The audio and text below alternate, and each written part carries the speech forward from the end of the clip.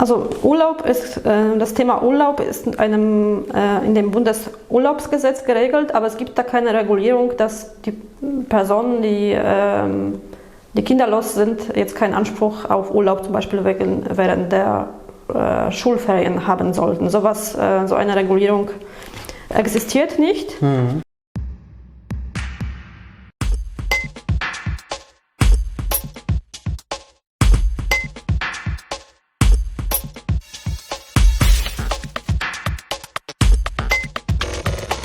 Es gibt aber Fragen vom Publikum. Sie haben uns auf Facebook kommentiert und dann, als Sie wussten, dass wir ein Interview mit dir führen wollen, haben Sie auch Fragen gestellt. Ich werde die Fragen durchlesen. Also von Nabila fragt, gibt es ein Gesetz, dass ein Verbotsurlaub für Leute ohne Kinder in der Zeit von Schulferien vorschreibt?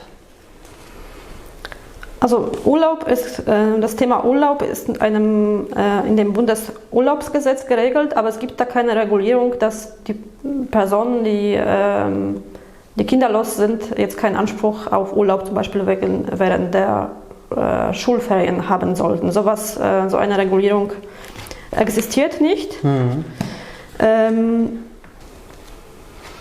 Und zwar gibt es in dem Bundesurlaubsgesetz einen Paragraph 7, in dem geschrieben ist, dass bei der zeitlichen Festlegung des Urlaubs die Urlaubswünsche des Arbeitnehmers zu berücksichtigen sind. Aber es sei denn, steht da drin,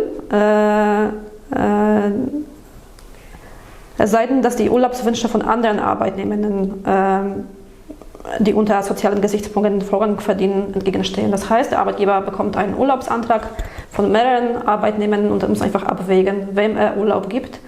Und natürlich kann das sein, dass es mehrere Personen gibt, die Kinder im Schulalter haben, die nur zu einem bestimmten Zeitpunkt Urlaub nehmen können. Und die werden aus diesen sozialen Erwägungen eben bevorzugt behandelt. Aber es kann auch nicht sein, dass es wirklich jahrelang passiert und da muss man einfach klagen, gegebenenfalls, falls das wirklich, wenn man nie zu dem Zeitpunkt Urlaub bekommt und die Begründung einem auch nicht rational erscheint, dann muss man auf jeden Fall was unternehmen. Aber es kann sein, dass man zu einem bestimmten Zeitpunkt keinen Urlaub bekommt, weil die anderen Arbeitnehmenden aus sozialen Gesichtspunkten einfach Vorrang genießen. Okay, dann ist die Frage beantwortet von dir, Nabila, und wenn du auch weitere Fragen hast, kannst du auch noch stellen. Und hier noch eine Frage von Assad. Und Assad fragt, ist der Arbeitgeber verpflichtet, im Falle eines Unternehmens und einer Mitarbeiterzahl von mehr als 10 Mitarbeitern dem Mitarbeiter nach 2 Jahren einen unbefristeten Vertrag zu geben? Mhm. Eine interessante Frage. Ja. Also wenn es um befristete Arbeitsverträge geht, da spielt die Größe des Unternehmens überhaupt keine Rolle. Also ob das jetzt 10 oder 50 oder 100 Arbeitnehmer sind, spielt keine Rolle. Und man muss sich auch unterscheiden. Man muss in den Arbeitsvertrag, also der Ratsuchende oder derjenige, der die Frage gestellt hat, sollte in seinen Arbeitsvertrag schauen, wie das genau ausformuliert ist. Es gibt Befristungen ohne sachlichen Grund. Es gibt eine Befristung ohne sachlichen Grund, die im Arbeitsvertrag geregelt werden kann. Und da ist in der Tat, also wenn der Arbeitgeber keinen Grund hat, um zu befristen, darf er tatsächlich nur maximal 2 Jahre befristen. Es gibt ja auch 2 Ausnahmefälle, wo man ohne Sachgrund länger befristen kann, wenn das ein ganz neues Unternehmen ist. Oder bei Arbeitnehmern, die älter als 52 sind. Das sind 2 Ausnahmen, wo man ohne Sachgrund länger als 2 Jahre befristen kann. Das ist aber absolute Ausnahme. Normalerweise ohne Sachgrund maximal 2 Jahre. Aber es gibt noch eine andere Möglichkeit zu befristen, nämlich mit Sachgrund.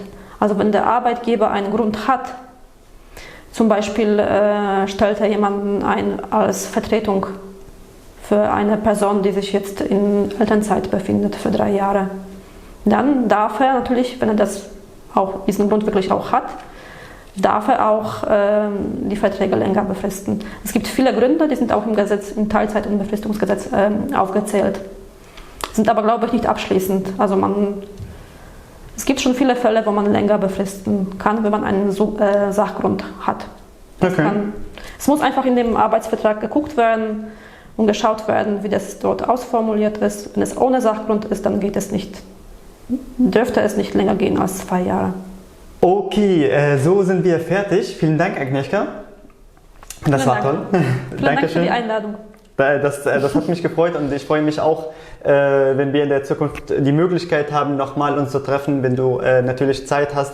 Und ich freue mich auch, wenn ihr da unter dem Video auch Fragen stellt. Wir werden die sehr gerne beantworten oder auch euch verweisen an den richtigen Stellen.